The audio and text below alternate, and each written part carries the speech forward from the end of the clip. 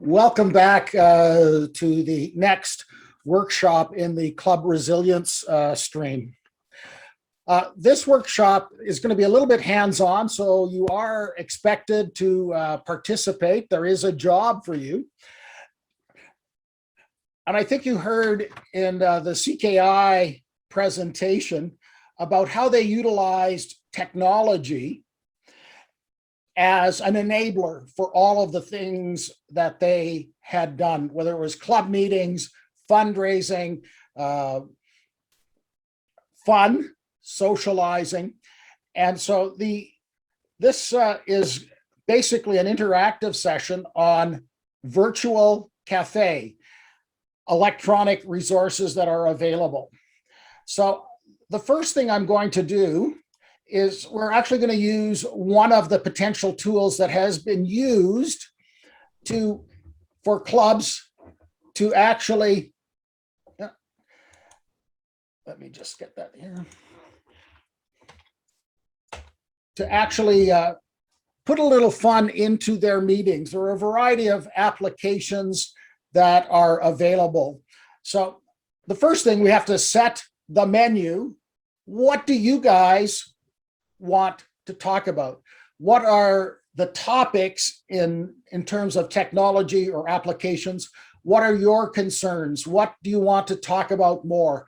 We've got half an hour to share. So if you go into the chat, you'll see is actually a link that has come up, https://jamboard.google. So if you click on that link, it's going to bring up your browser and there's a window there. So can you all start that? Go into the chat. The anonymous bat has joined. So we've got one. Oh, the llama. So this is a tool called Jamboard. It is a free tool. If you have Google, oh, Anonymous Sheep has joined. So I see a couple more. So go into the chat, click on the link, and it'll bring up your browser screen. So let's see, can we get a couple more people joining? Oh, the Kraken has joined. So we'll give you just another minute or two. So Geraldine, are you getting in? Good. So give me a wave if you've actually got in and you see a screen and it says virtual cafe menu. Can I get a wave? Yeah. Gladys, Geraldine, Joanne. Okay. Angie, can you get in? Good. Thank you, Alvin. So I'm going to tell you a little bit about how this screen works. So at the top, you see two little arrows going one way and then the other way. And then sort of, it looks like there's panes or windows. And that this is like a page in a PowerPoint presentation where page one, page two. So you can go forward and back. So if you click, what I'd like you to do is click on the left side, previous frame, and it will bring up a different slide. So can you see the different slide now? It says Kiwanis Virtual Cafe Menu. I see some thumbs up.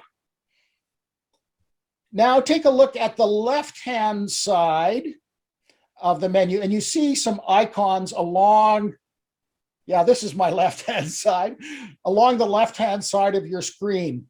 And if you just take your mouse cursor and run it down, you see there's a pen, an eraser, a pointer, or a select, and then there's something called sticky note. Now, remember in BC, before COVID, often when we were doing brainstorming, we would get into a room around a table and we'd have the pads of yellow sticky notes that we would use and write down our thoughts or what we wanted to contribute.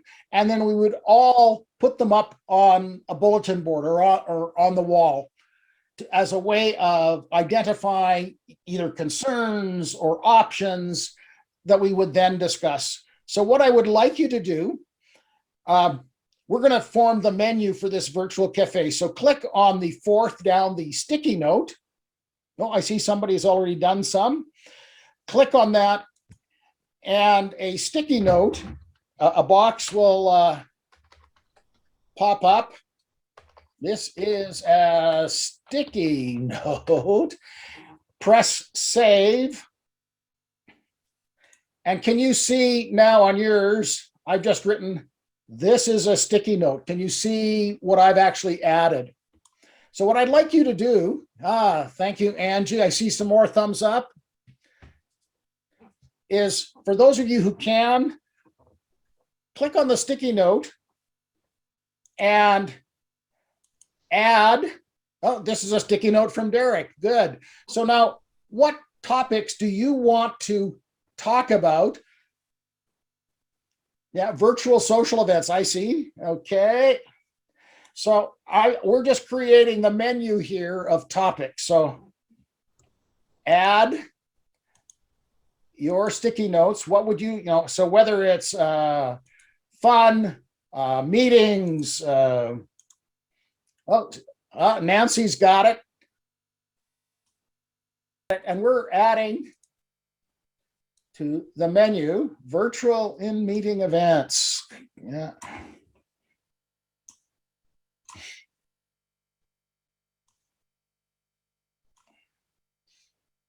How to help non-technical members. Good question.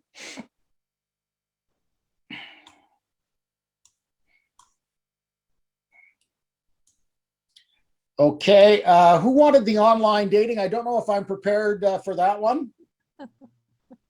Okay, was that you, Angie? No, okay. I can delete that one. Okay.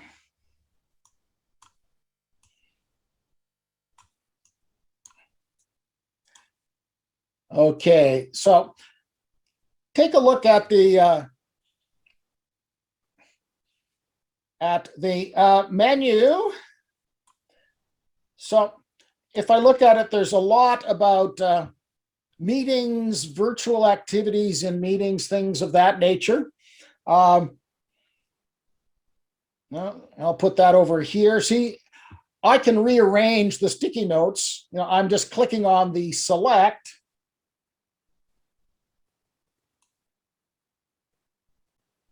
And so I can now group these. So you can see how if you're using something like this, excuse me, in a meeting to brainstorm for a club, what do you like, you know, what should we stop doing? What would make the club experience better? What do we stop doing? What do we continue to do? Or what things should we start to do? You know, this particular tool is Jamboard. It is free. There are a variety of other electronic bulletin board items, both from Microsoft Teams, other third-party applications. And I have used Jamboard with a couple of clubs in this type of setting. So you see, it's not, it doesn't require a lot of technology to actually go through this. And the option in one club, what we did is I had a co-host. And so if the individual, either given their device, if they were on a phone and it's a little hard to type and things like that, we asked them to put their question in the chat to the co-host. And then the co-host would actually put the sticky note up on the board. That way that people could participate, whether they had a regular monitor and keyboard, or if they were on their phone or a tablet, they could still contribute to the discussion. And worst case, write an email to the co-host. So you've had a way to collect all of the input.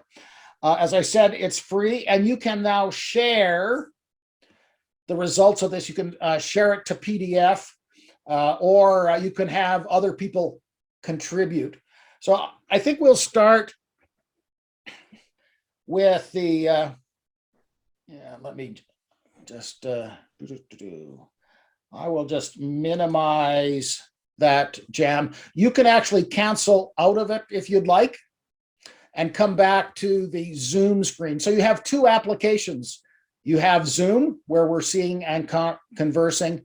You've got the browser screen with the Jamboard up and running. So there seemed to be a lot of interest around meetings, not so much how to use the technicalities of Zoom, but how do you make your meetings fun? One of the opportunities as the COVID governor, I've had the opportunity to be at a lot of meetings. And whether I haven't been in person, but just like many clubs, whether you're in person, there can be boring meetings and there can be exciting meetings. So let me share a couple of tips and things that I've experienced that are not technology. They're just how you organize the meeting. And sometimes it takes a little bit more effort in the organization to inject that fun. So certainly many clubs sing "O Canada" at the beginning of their meetings. Derek, is it okay if I mention Medicine Hat Club? I've been to their meetings a couple of times, and the fellow who runs their meeting finds a YouTube video, a different version of "O Canada" for each meeting. I've tried singing "O Canada," and not only are we bad voices, Joanne, we're all out of sync. There's that little bit of delay. So, that's a little thing that you can do just in terms of how you organize. And if you've got a person in the club who's comfortable on sharing screen, searching Google or YouTube for "O Canada" videos, and I think there's probably hundreds of them. I know I've seen at least 3 variations in Medicine Hat. That's a little thing. Tradition. Roland, yes. If I may interject, we also do that for "God Save the Queen." Yes, you do. Different version every meeting. So that adds a little bit of difference to the club meeting. Some clubs might have things like happy dollars, this joke of the day, this day in history, or fine master or sergeant at arms. Why not continue those traditions? Yeah, I know if the sergeant of arms or fine master, I know one club that their secretary has a running tally. He's got a spreadsheet. So, and once a quarter, we get an invoice for our transgressions. Certainly that, excuse me, certainly for, receiving payment, whether you accept credit cards or whether email, interact transfers and things like that, whether you're in fundraising or paying your fines from your fine master or sergeant at arms, that I think introducing a little bit of humor also is a good thing. And I know you at the beginning in the opening remarks, I had mentioned that today was National Caffeine Awareness Day, World Storytelling Day, and Optimism Months. So there are resources, and I will give some of these to you. I have a PDF, but things to make your meetings fun and inviting. So whether it's playing electronic bingo, whether it's things, you heard of some of the games that CKI were playing in terms of the virtual Pictionary, Scriblio, or some of the other games. If you have those sorts of items that you normally do, you can continue doing them from a virtual perspective. Meetings fun. And I'm going to move over for a bit in terms of social events / fundraising. Has anyone been to a virtual wine and cheese? You wonder, well, what is that? How about cocktails and conversation? Those are actually two events that clubs in Western Canada have organized that how they've adapted their fundraising. So in both cases, you pay a participation fee. That in one case, the club partnered with a local wine boutique. And so everyone got delivered 3 bottles of wine. And you were invited to a Zoom meeting where they had a sommelier. The sommelier came on and gave you tasting notes. You know, this wine is from this region of Italy, tasting notes, things of that. And they had a musical interlude. They had a musical guest. The other club, the cocktails and conversation, you paid your money. And in that case, it was like a $20 participation fee. But you didn't get, what you got was an ingredients list, you know, rum, rye, vodka, bitters, schnapps, cinnamon sticks, whatever.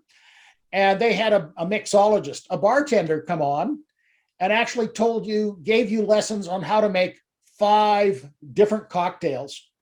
So it was a social evening that the club, it was on Zoom, and a fundraiser. And I think, I know Chris had mentioned the opportunity in using Zoom is your reach, your sense of community is much broader.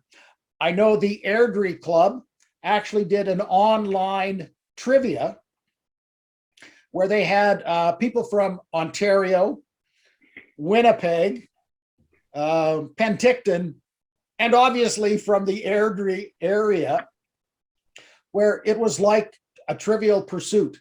And they had a history of running these in person. Obviously, at the time, you weren't able to. So I think there's a common theme here in looking at how can you adapt and utilize the technology for fundraising or for socializing. For some clubs, the question comes up, and it sort of comes up to this: Canada Helps, Simply K, and Eventbrite. How do you get registrations? How do you collect the money? Those sorts of things. So there are electronic tools that Canada Helps is more of a fundraising tool.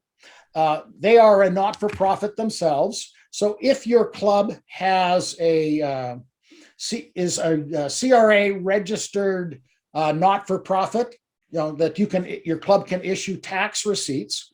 This allows you to take and set donation pages. They accept the payment. They pay the merchant fee, and in turn make a donation to the club's charity of whatever the net is. So if your donation was $100 for a project, you would probably get about $97 net after they take the merchant fee and their cost of providing service. And there are a couple of other applications like that, but that's really around getting electronic donations. But you have obviously other events where you want to take registration and take individuals' money for more for the fundraiser. So Eventbrite is one of the packages that can do both. They take the registrations and they will do the credit card processing. Depending on your website, there are applications that you can add on to your website to take registrations or to sell stuff, whether that's lottery tickets or not lottery tickets, but event tickets, things of that nature. I remember at the presentation by the CKI, they talked about their cookbook. The back end of that is actually Stripe, no, not Stripe, Square Register, which is a company that allows you to take credit cards or PayPal as a means of payment.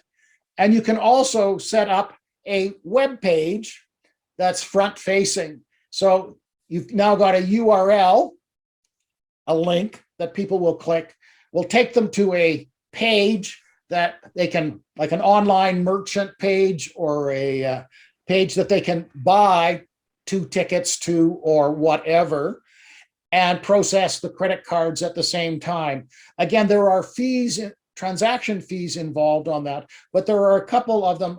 Square is one, Stripe, PayPal.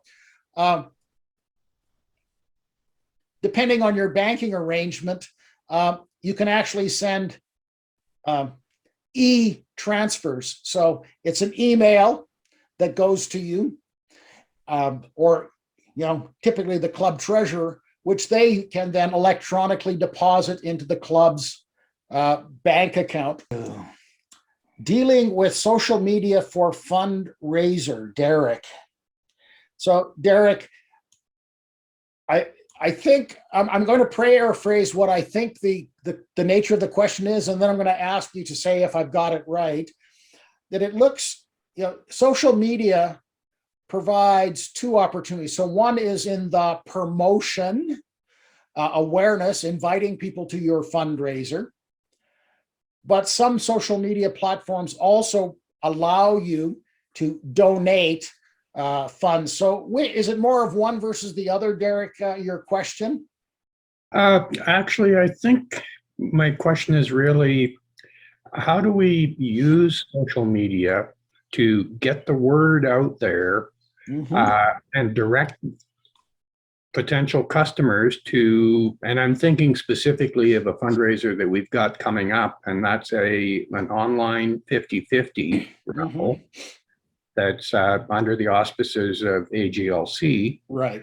So you want to drive traffic for the fundraiser. So the social media isn't the fundraiser, it's a communication device. So whether you sent out flyers or emails, it's how do you use social media as that communicator? Is that the question?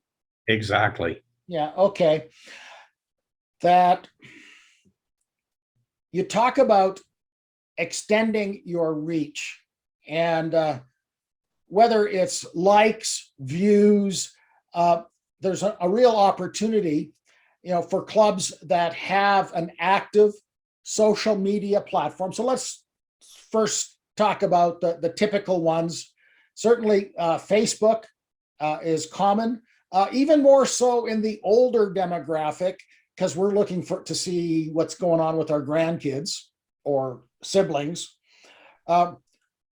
Instagram is popular, certainly in terms of sharing pictures.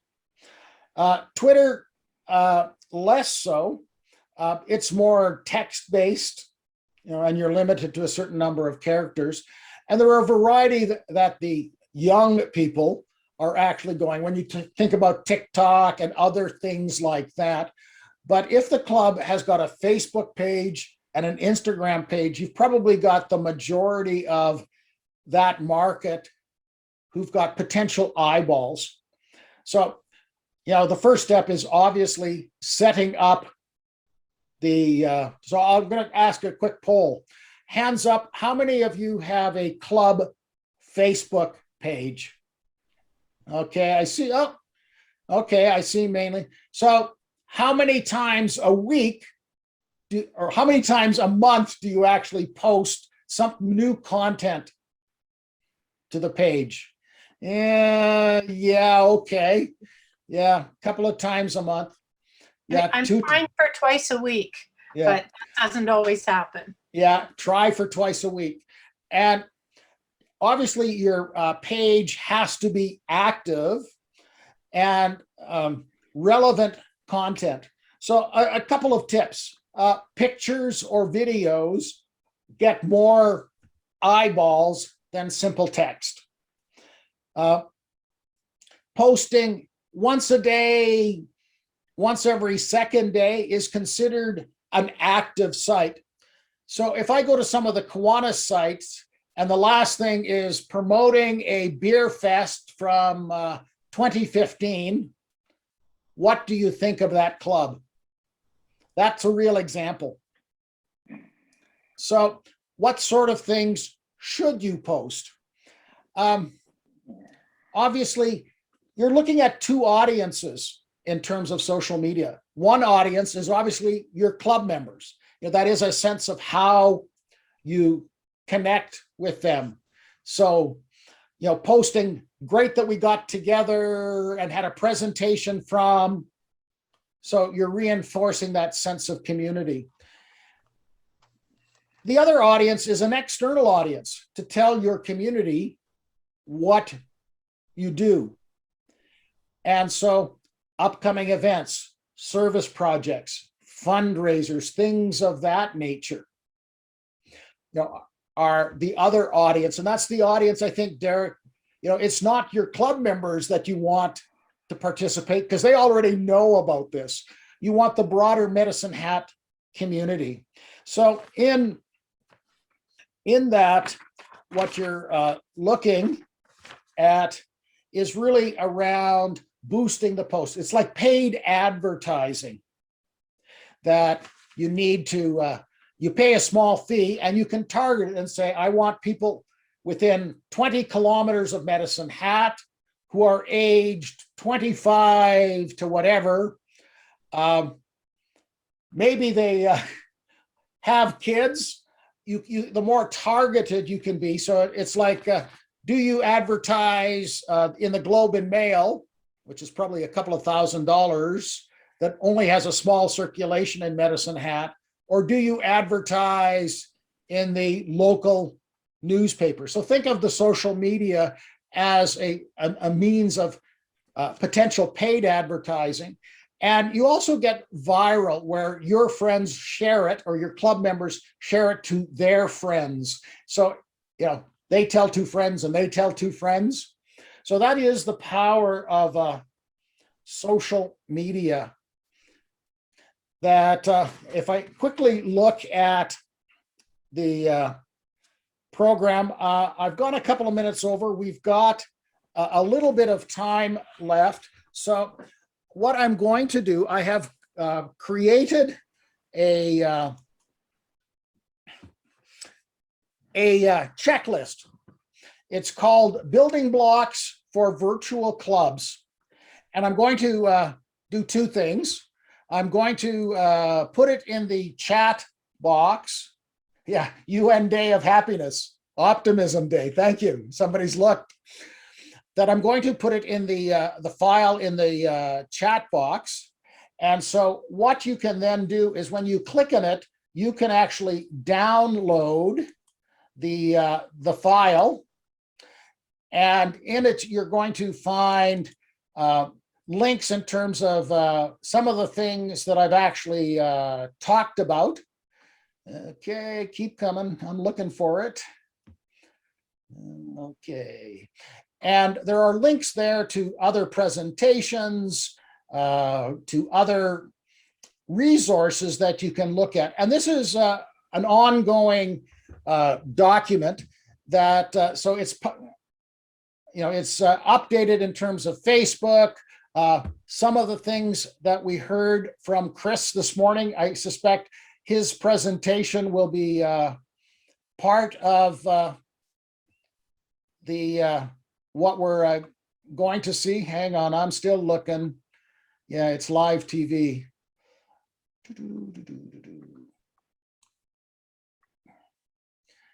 Okay, where? Let me just look.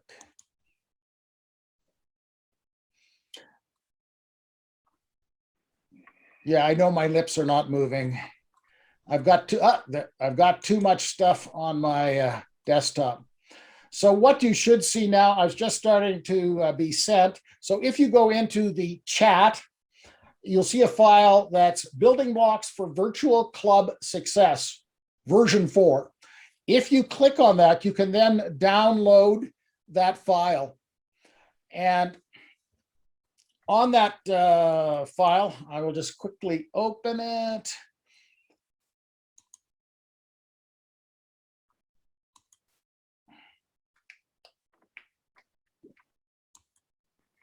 And share.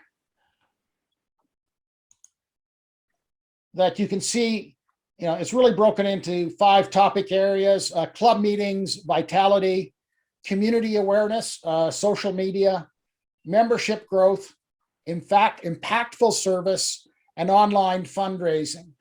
And within each area, there are links to a variety of topics. And one of the ones about the ideas to help your club thrive or making meetings fun, there are presentations at the end of the links. Greater community awareness in terms of social media. I attended just last week, so it's not on this version, Facebook 102. Facebook 101 was basically setting up an account, the basics. How do I set up an account?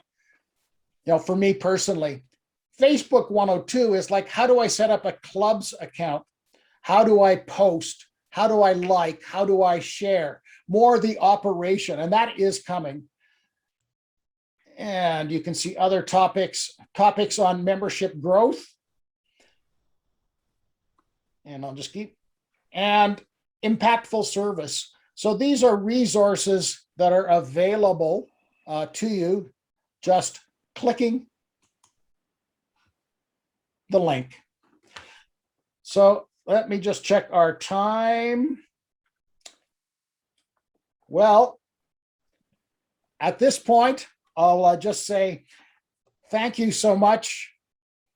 This session has gone quick and recorded. That I urge you, if you have any further questions, reach out to me or to Dennis Dahl, our district secretary, wecansect@gmail.com.